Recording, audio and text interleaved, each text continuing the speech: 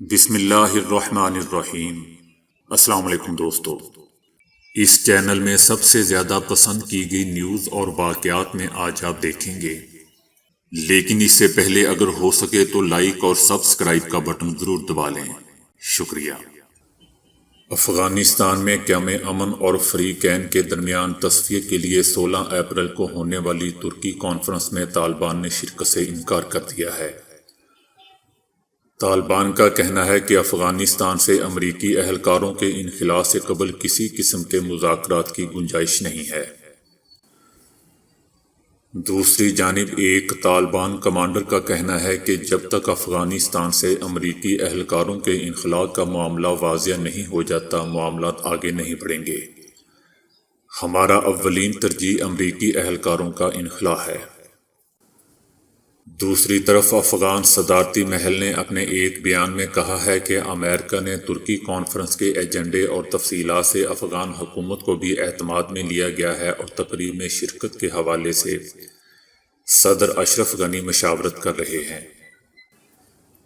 دوستو، یاد رہے کہ امریکہ کی نئی حکومت نے 1 مئی تک اپنے اہلکاروں کے افغانستان سے انخلاء میں تاخیر کا اشارہ دیا ہے، جس پر طالبان کی جانب سے سخت رد عمل سامنے آنے کے بعد عالمی قوتوں کی جانب سے ترکی کانفرنس کا انعقاد کیا جا رہا ہے۔ وفاقی حکومت نے تحریک لبیک کے احتجاج کے حوالے سے شرپسند افراد کے ساتھ سختی سے نمٹنے کا فیصلہ کر لیا ہے۔ وزارت داخلہ میں تحریک لبیک کے ملک گیر احتجاج کے حوالے سے اہم اجلاس ہوا۔ اس اجلاس میں حکومت نے فیصلہ کیا کہ امن و امان کی صورتحال کسی صورت خراب نہیں ہونے دی جائے گی۔ قانون ہاتھ میں لینے والوں اور شرپسندوں کے خلاف سخت کارروائی کی جائے گی۔ لاہور کے 16 اہم مقامات پر پولیس کے ساتھ ساتھ رینجر بھی تعینات کرنے کی منظوری دے دی گئی ہے۔ اجلاس میں فیصلہ کیا گیا ہے کہ حالات زیادہ خراب ہونے پر پاک آرمی کی خدمات لی جا سکتی ہیں، راستے کھلوائے جائیں گے۔ بہت برداشت کر لیا، اب ان کا کچھ کرنا پڑے گا۔ دوسری طرف فواد چودھری نے کہا ہے کہ پیپلز پارٹی کی PDM سے علیحدگی کے بعد حکومت مخالف بیانیہ اپنی موت آپ مر گیا ہے۔ ان کا کہنا تھا کہ اپوزیشن کو مشورہ ہے کہ اب استعفوں اور احتجاج کے بیانیے سے باہر نکلیں اور اصلاحات کے ایجنڈے پر آئیں۔ ہم انتخابی عمل میں بہتری کے لیے تجاویز دے چکے ہیں اور آپ کی تجاویز کا انتظار کر رہے ہیں۔ چائنا کے شہر شنگھائی میں تاریخی عمارت کو مکینیکل ٹانگیں لگا کر دوسری جگہ منتقل کر دیا گیا۔ چائنا کے شہر شنگھائی میں 1935 میں تعمیر کی گئی پرائمری اسکول کی عمارت کی جگہ نئی عمارت بنانے کا فیصلہ کیا گیا، لیکن خواہش تھی کہ اس 5 منزلہ تاریخی عمارت کو بھی محفوظ رکھا جائے۔ 5 منزلہ تاریخی عمارت کو محفوظ رکھنے کے لیے انتظامیہ نے عمارت کے نیچے مکینیکل ٹانگیں لگائیں اور اسے دوسری جگہ منتقل کر دیا۔ تاریخی عمارت کو نہ صرف 62 میٹر کے فاصلے پر منتقل کیا گیا بلکہ اس کی سمت بھی 21 ڈگری تبدیل کر دی گئی۔ انتظامیہ کو عمارت کو منتقل کرنے کے اس سارے عمل میں 18 دن لگے۔ جاپانی پولیس کے اعداد و شمار کے مطابق نوجوان جاپانی خواتین کی اپنی جان لینے کے واقعات میں تیزی سے اضافہ ریکارڈ کیا گیا ہے۔ اگست میں ملک بھر میں 1854 افراد کے ایسے واقعات ریکارڈ کیے گئے۔ گزشتہ سال اگست کے مقابلے میں اس سال اسی ماہ ایسے واقعات کی تعداد میں 251 یعنی 16% اضافہ ریکارڈ کیا گیا ہے۔ خواتین کے واقعات میں 40% اضافہ ہوا ہے، مقابلتاً مردوں کے ایسے واقعات میں 6% اضافہ ریکارڈ کیا گیا۔ Airport retail company duty free shoppers کے شریک بانی چارلس چوک نے $8 ارب تقریباً 13 کروڑ 23 ارب روپے کی خطیر رقم فلاحی کاموں کے لیے عطیہ کر دی۔ چارلس چوک نے اپنی ایک فلاحی تنظیم بنا رکھی ہے۔ انہوں نے یہ رقم اپنی اسی تنظیم کو عطیہ کی اور پھر اسی تنظیم کے ذریعے دنیا بھر میں یونیورسٹیوں اور فلاحی تنظیموں میں بطور عطیہ تقسیم کر دی گئی۔ 90 سالہ چارلس چوک انٹرویوز میں بارہا کہہ چکے ہیں کہ وہ جب تک زندہ ہیں خیرات کرتے رہیں گے۔ وہ کہہ چکے ہیں کہ وہ اپنے نام سے کوئی خیراتی تنظیم بھی نہیں بنائیں گے اور وہ یہ بھی نہیں چاہتے کہ ان کے مرنے کے بعد ان کے نام سے ایسی کوئی تنظیم بنے۔ انہوں نے اپنی تمام دولت عطیہ کر دی ہے، لیکن کبھی ایک بار بھی انہوں نے عطیہ کرتے ہوئے اپنا نام ظاہر نہیں کیا، بلکہ ہمیشہ خفیہ طور پر ہی خیرات کی ہے۔ یہی وجہ ہے کہ انہیں خدمت خلق کا جیمز بانڈ بھی کہا جاتا ہے۔ وہ کبھی دنیا کے امیر 3 افراد میں شمار ہونے والے ارب پتی تھے، لیکن انہوں نے اپنی لگ بھگ تمام دولت فلاحی کاموں کے لیے عطیہ کر دی ہے۔ آج کل لوگ اپنے والدین سے بھی زیادہ کس چیز کی فکر کرتے ہیں؟ ایک تحقیقاتی سروے میں اس سوال کا ایسا جواب سامنے آ گیا ہے کہ سن کر میں نے تو اپنا سر پکڑ لیا ہے، یقیناً آپ بھی اپنا سر پکڑ کر بیٹھ جائیں گے۔ سمپل ٹیسٹنگ نامی مارکیٹنگ ایجنسی کے ماہرین نے اپنی تحقیقاتی سروے کے نتائج میں بتایا ہے کہ آج کل لوگ اپنے پالتو جانور، اپنے شریک حیات اور حتیٰ کہ اپنے والدین سے بھی زیادہ اپنے موبائل فون کی پرواہ کرتے ہیں۔ سروے میں ماہرین نے لوگوں سے پوچھا کہ انہیں ایک ماہ کے لیے کوئی ایک چیز چھوڑنی پڑے تو وہ کس چیز کا انتخاب کریں گے۔ ان چیزوں میں موبائل فون، پالتو جانور، شریک حیات، والدین اور دیگر چیزیں شامل تھیں۔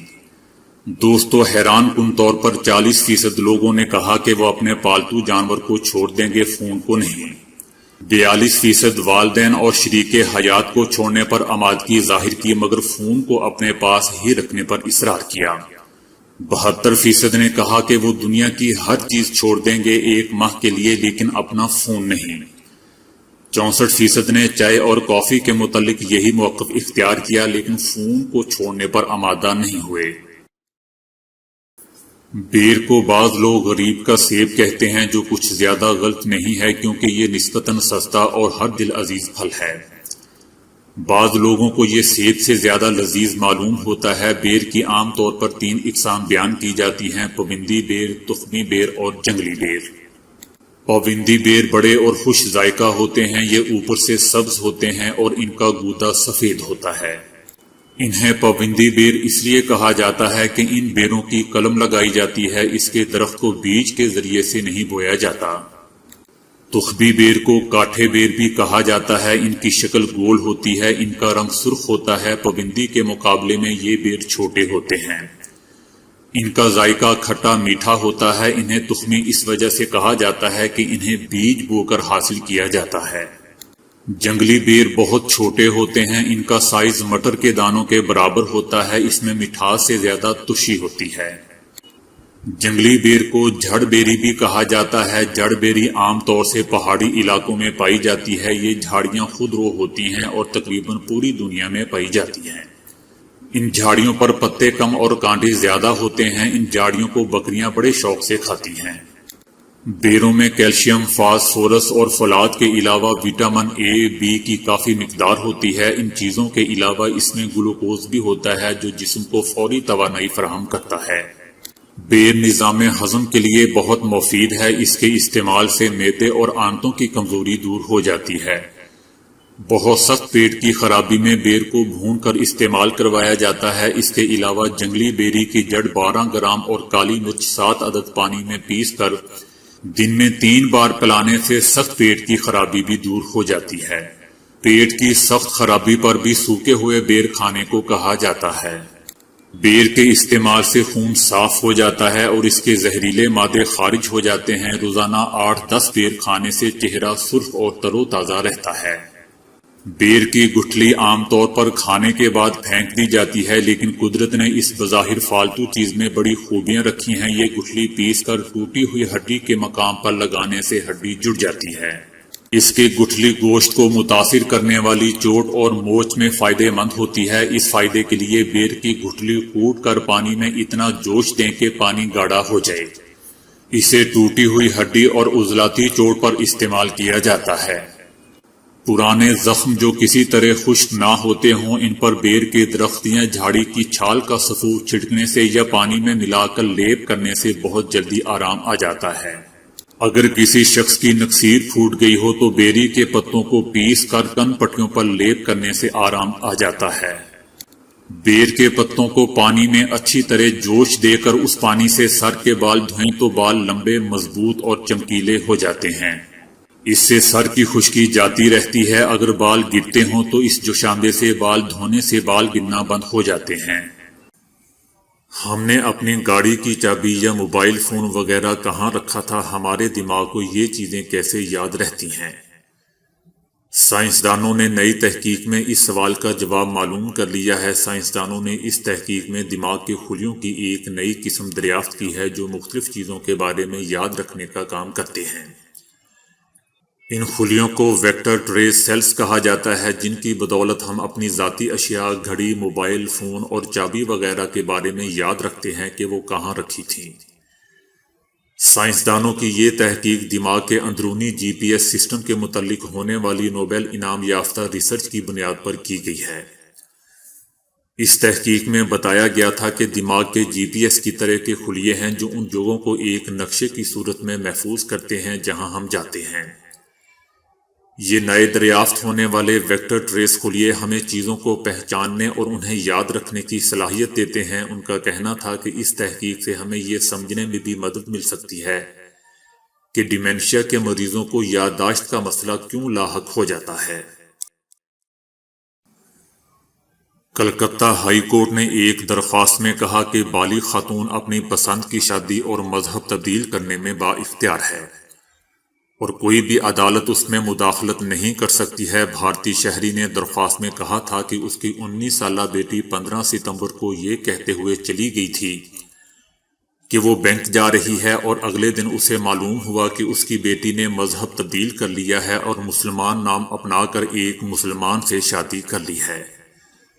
درخواست گزار نے الزام لگایا کہ اس کی بیٹی کو یا تو اس پر مجبور کیا گیا ہے یا لالچ دے کر اس سے شادی کی گئی ہے۔